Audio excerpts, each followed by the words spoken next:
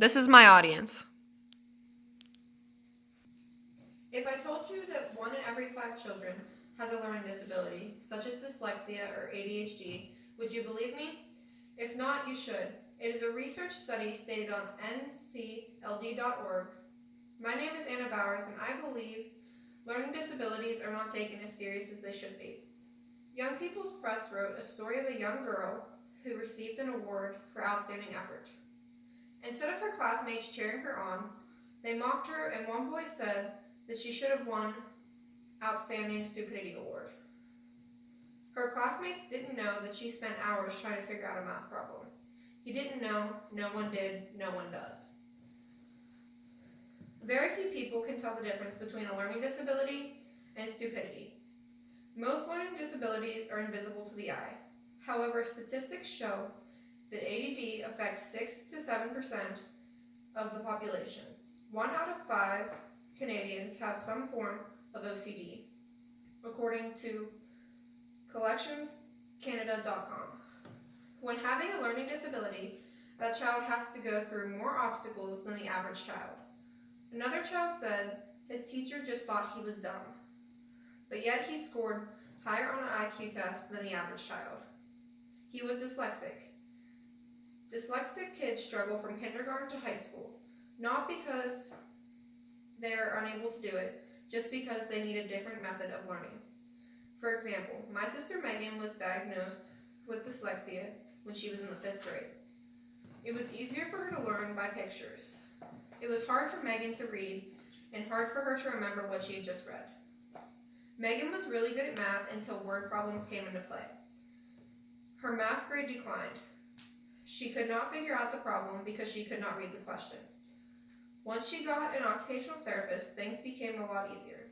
Her OT would give her Play-Doh to play with so that she could stay focused in class. Megan is organized and has a very creative mind. Megan says, "I'm dyslexic, but not that different from the average child. I just need a different style of learning." Anyone can be affected, and your child may be the next boy or girl to be affected. They may be misunderstood and underestimated. There are many celebrities who have learning disabilities. Whenever you hear of people with learning disabilities, do you think they are stupid? Well, you're wrong. They can be very intelligent people. Some famous people with learning disabilities are Albert Einstein, Ben Franklin, and Henry Ford. Albert Einstein's parents thought he was mentally retarded. He turned out to be one of the greatest scientists of all time. He was dyslexic and had a mild case of autism. I bet no one expected Albert Einstein to be that knowledgeable and that his inventions would mean so much in today's world. Albert Einstein was the creator of a refrigerator and the gas absorption heat pump.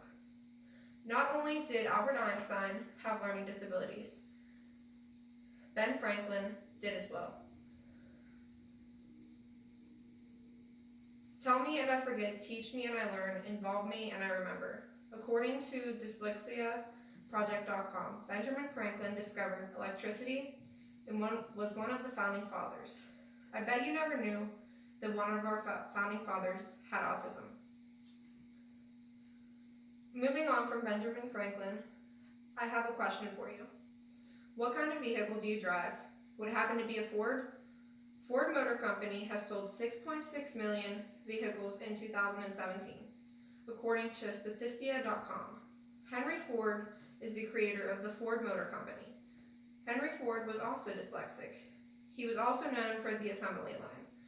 Who knew that those three people were so intelligent and also had dyslexia and autism?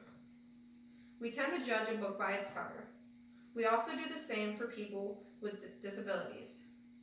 Dyslexics may learn slower than others, but that does not mean that we should label them. In conclusion, I will leave you with a quote from Walt Disney. All dreams can come true if you have the courage to pursue them. And that's exactly what these three did. They overcame their hardships and pursued their dreams. If we encourage those with learning disabilities instead of putting them down, maybe they can evolve Maybe they can make a difference like Albert Einstein, Benjamin Franklin, and Henry Ford. Thank you for your time.